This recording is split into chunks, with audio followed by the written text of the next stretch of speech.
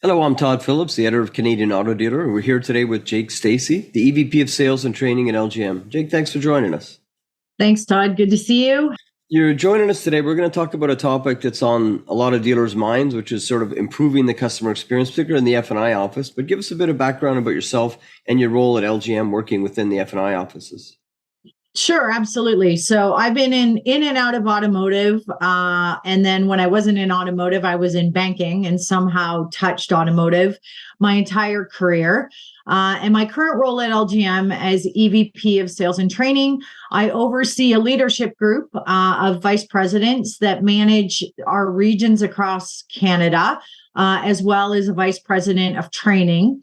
So my job is to ensure the leadership group is overseeing their regional teams of dealer development managers who service dealers across Canada.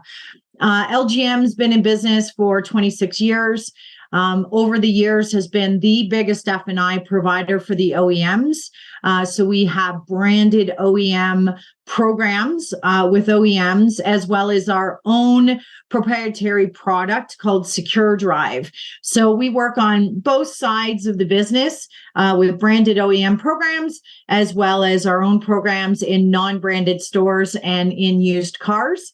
And we've got a training program that oversees both of those populations. Awesome. Well, that gives our audience a great background in terms of some of the information you're going to be delivering us today. So as we know, and we write about this a lot, we talk about this a lot, the customer experience is really the new battleground in the dealership. Everybody's trying to improve upon that. One of the areas that's often cited for not providing the greatest experience for a host of reasons is within the F&I experience, and not the least, because that's where they have to part with their money or more money. And so, but beyond that, so tell us a bit about some factors that can lead, and you're working with your dealers to try to improve that customer experience. What are some key factors that you're tackling? Well, I'm not sure the customer experience is a new topic in dealers. I mean, I remember early in my career, CSI, when I was with GM and working in and out of stores over the years, CSI was a huge front and center conversation. I think what's changed is the consumer's ability to amplify a bad experience. Before in our business, it was about you'd have to tell your neighbor who would tell another neighbor. Now it's simply someone can go online and share widely a terrible experience in a dealer. And I think that that's become problematic for dealer principals and their general managers and their teams. And so when I think about the F&I office, in my view, is not much different than when you're in a financial institution, one of our banks or credit unions, when you are taking out a loan. The same conversations happen in bigger institutions, but for some reason in the automotive industry, it got this bad rap about being a spot in a dealer where customers need to your point, part with their money. And I don't see it like that at all.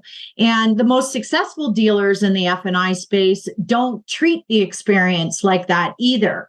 And so a few of the things I see that are quite successful in stores, first and foremost, is cross-departmental collaboration. The finance office cannot be about just the sales department and the finance office, because when you look at the historical process of a salesperson selling the car and then taking the file to the finance office and the customer's left sitting in a sales office, that's pretty old school. And so dealers today that do extremely well in the finance office create a process where it's, how can I say this, transparent communication with the customer about why they're being handed off to someone else. And clarity is critical.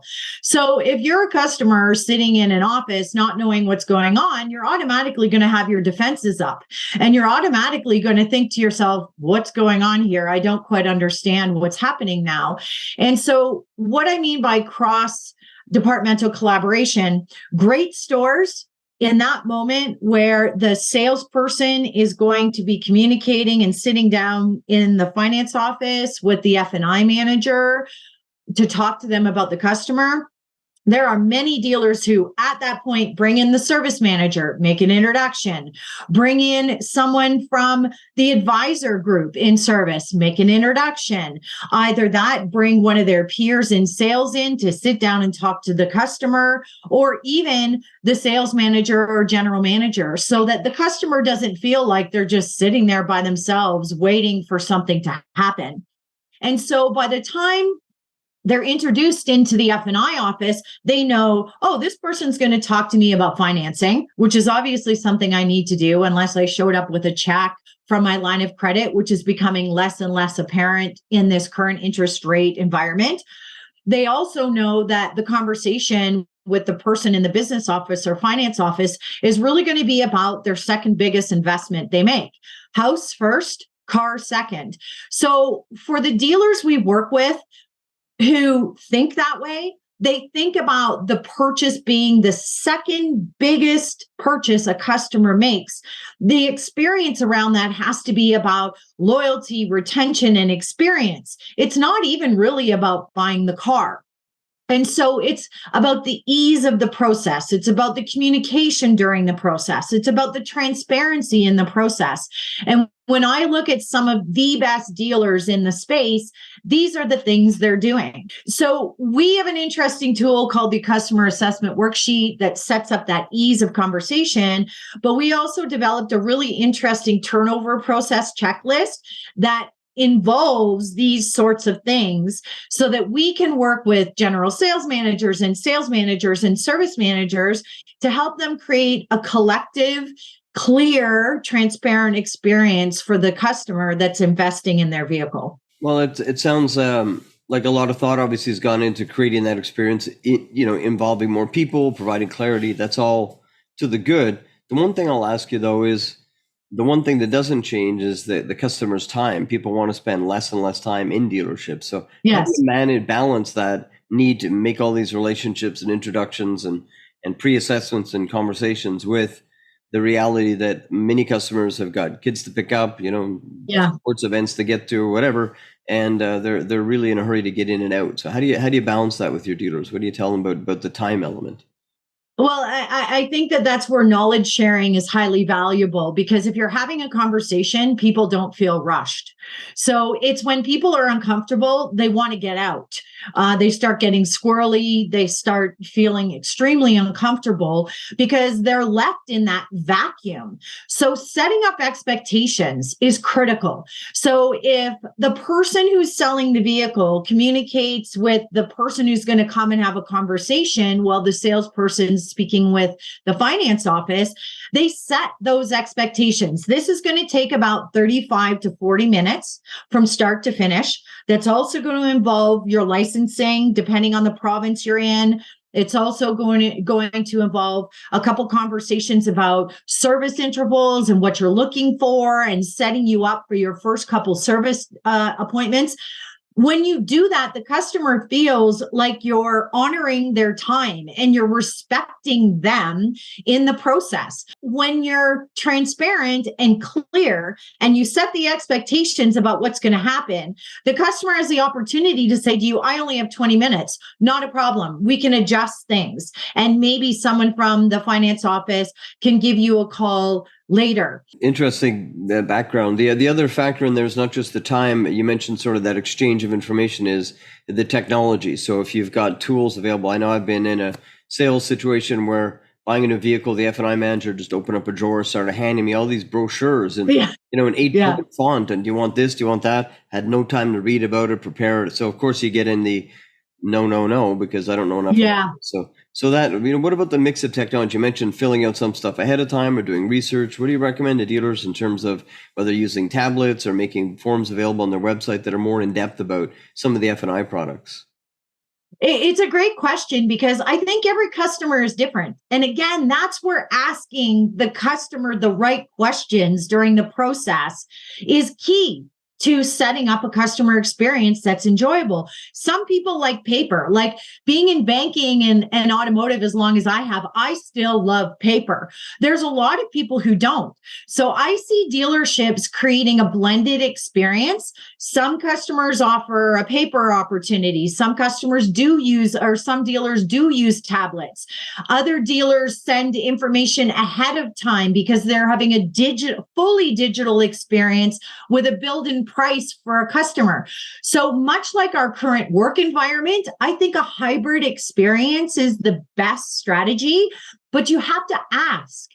And I think one of the keys to a great customer experience in a dealer is to ask questions. Awesome. Hey, well, thanks for sharing all this with us today. There's some great insights in terms of the F&I experience evolving, maturing. And again, there is a rush towards digital everything, but I really liked your perspective that, ask the questions, figure out where your customer is at, because it's not just necessarily an age bias. Some people, like you mentioned, you grab that form, fill it in front of you while you've got 5 minutes, you do it on your own. So lots of really good insights there to help our dealers just work with their teams to improve that experience within the dealership. Yeah, and Todd, I think the one final thing I will say about this is training is everything. If you are a dealer who isn't invested in keeping your people up to speed on what's happening in the market and how it's constantly evolving and the high expectations customers now have of the dealer experience, you're missing out. So your product knowledge has to be up to date. You have to have great communication skills along the customer journey. You need to know how to ask the right questions at the right time with the right customer. So that big picture thinking about the experience for a customer, whether they're coming in the front door of a dealer, the side door of a dealer, or the back door of the dealer, everyone in the organization has to have that customer experience at the forefront of their mind.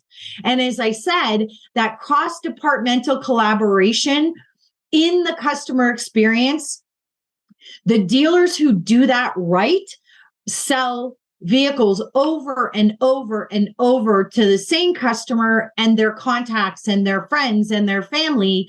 And that's because they get to choose their own experience because the people they're dealing with in the store are well trained. Their knowledge level is where it needs to be. And they're comfortable assessing the needs of that customer in the moment while they are there, whether it's to purchase the vehicle or whether it's to be in service or whether it's in the F&I office. So first and foremost, your people have to be consummate professionals. And in order to be that, they need to be well trained and have a high level of knowledge, which brings a high level of confidence. And that's really the key to success. All right. Well, on that, one last thought, I would have been surprised if you weren't an advocate for training, given your role at LGM and in the industry, but certainly some wise advice. So thanks again for joining us today. Thanks, Todd. It was nice to see you.